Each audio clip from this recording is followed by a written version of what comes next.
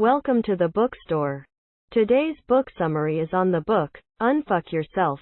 Get Out of Your Head and Into Your Life, by Gary John Bishop. Chapter 1. In the beginning. This is a conversational slap from the universe to wake you up to your true potential, to unfuck yourself and get spectacularly into your life. How language changes our lives. The way we talk doesn't only affect us in the moment. It can seep into our subconscious and become internalized, changing our thoughts and behavior in the long term. In real everyday terms, the way we talk to ourselves and others instantly shapes how we perceive life, and that same perception directly impacts our behavior right there in the moment. If you're sometimes talking about how unfair life is, you'll start to act according to that view. The person who views success as if it were just around the corner will not only work his butt off to achieve it, but be energized and alive to it, and all the while acting on that fundamental view of success. Retrain your brain, one word at a time. All this talk about our subconscious isn't just a bunch of psychobabble.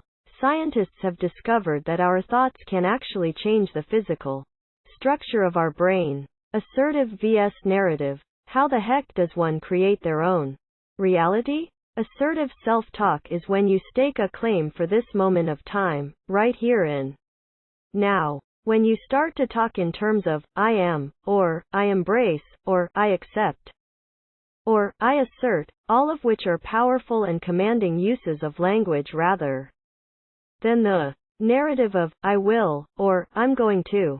Chapter 2. I am willing. Stop blaming luck. Stop blaming other people. Stop pointing to outside influences or circumstances. You have the life you're willing to put up with. Do you hate your job? Are you in a bad relationship? Is there something wrong with your health? Fine, get a new job. End the relationship. Change your diet and exercise, or locate the kind of help you need. Seems simple, doesn't it? Circumstances don't make the man, they only reveal him to himself. Am I willing to go to the gym? Am I willing to work on that project I've been putting off? Am I willing to face my social fears? Am I willing to ask for a raise or quit this shitty job? Chart your path.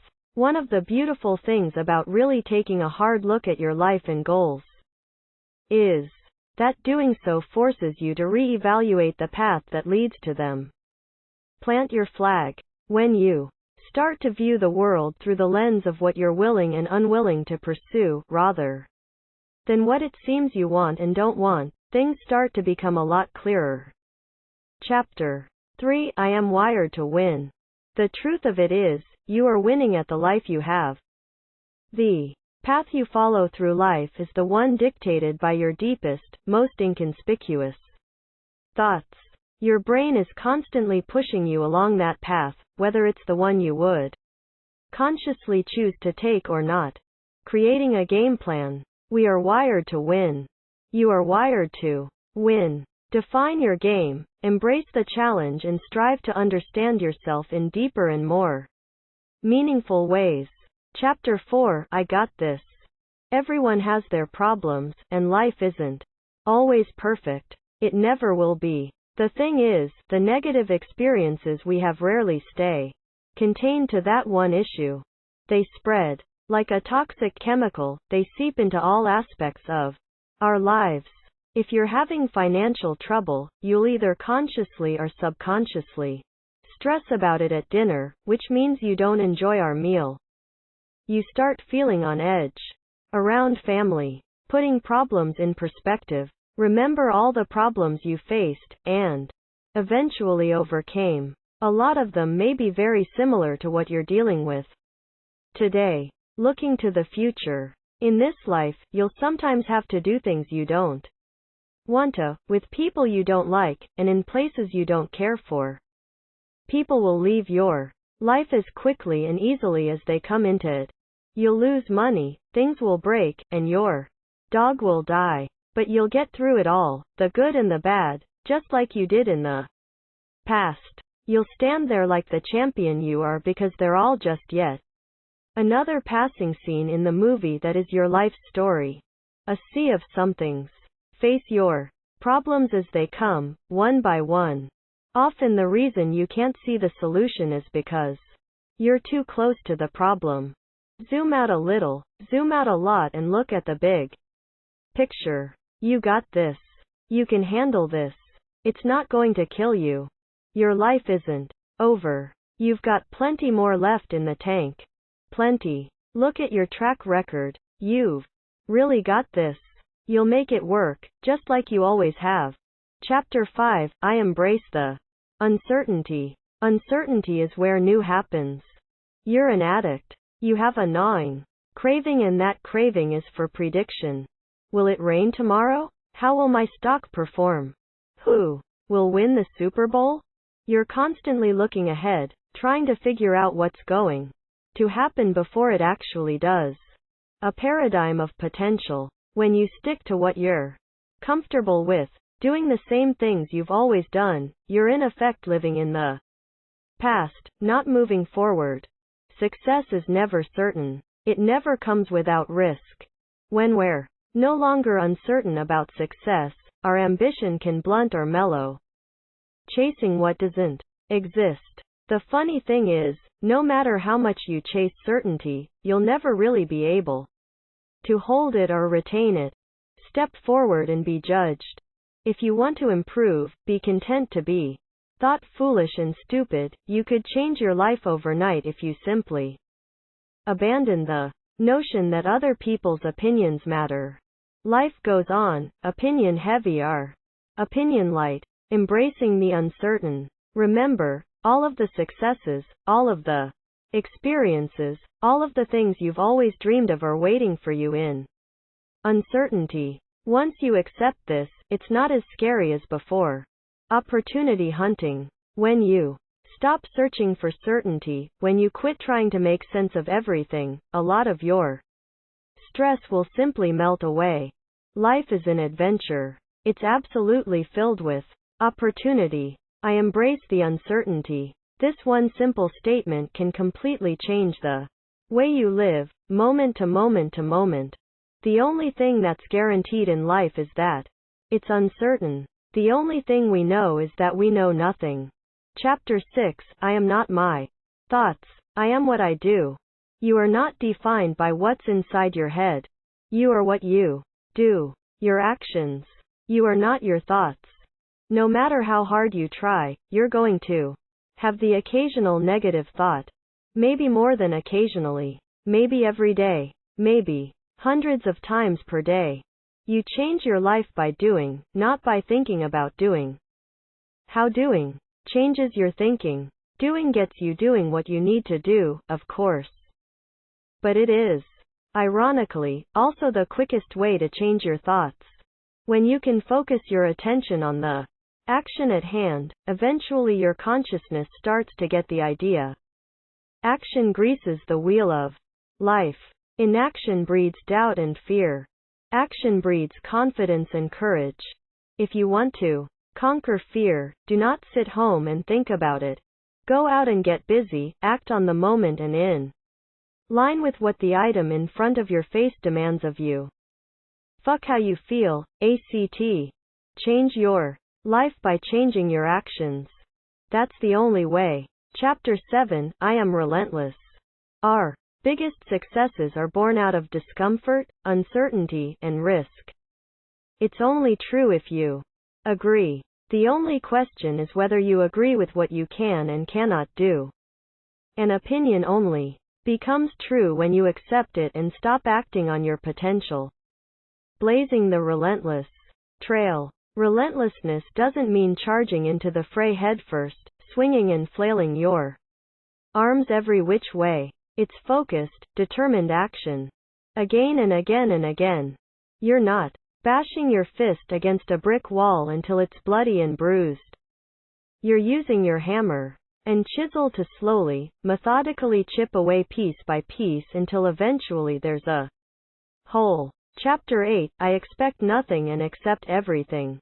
Expecting the unexpected. Your Powerlessness is directly correlated to the gap between your hidden expectations and your reality. The greater the gap, the worse you'll actually feel. Cutting out the middleman of expectation. Many of the difficulties and complications in your life are the direct result of expectations that you have or have had. Our minds would love to predict and plan for everything that's going to happen, but it's simply not possible.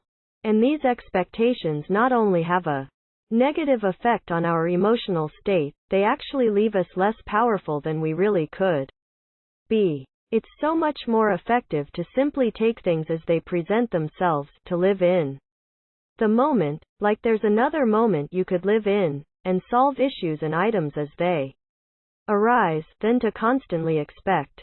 Life is more of a dance than a march. We value the notion that we freely choose what we do, and when to do it.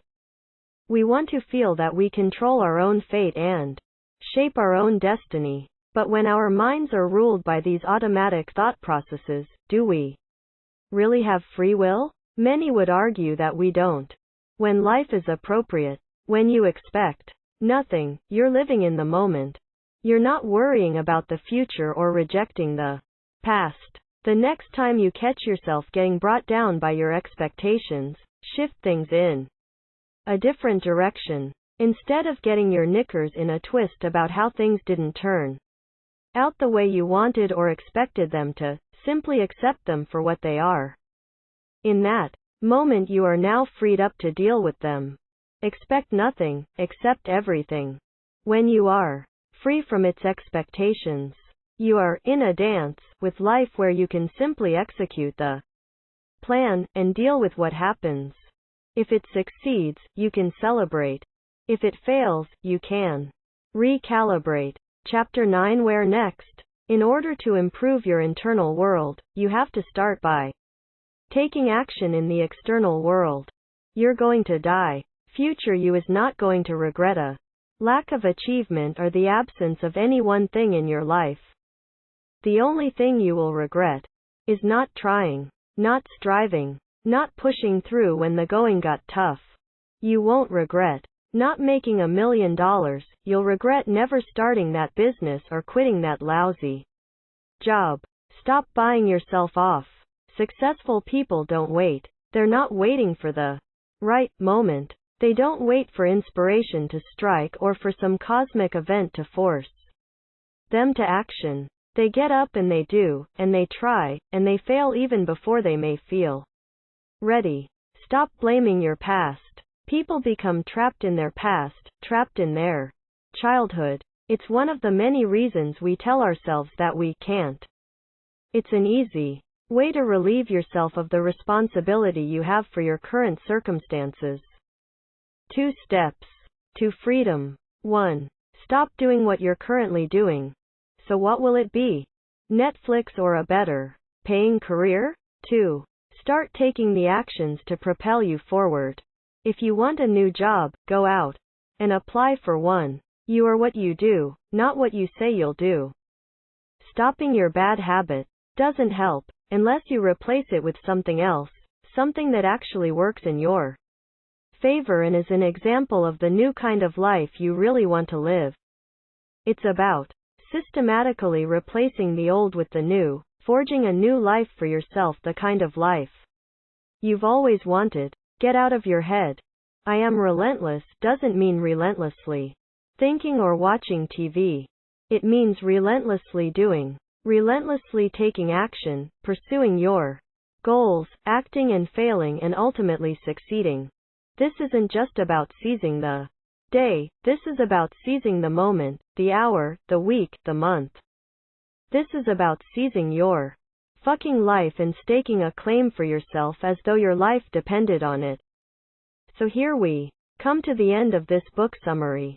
Thank you for listening to the bookstore. Make sure you hit that subscribe button and like the video. Later.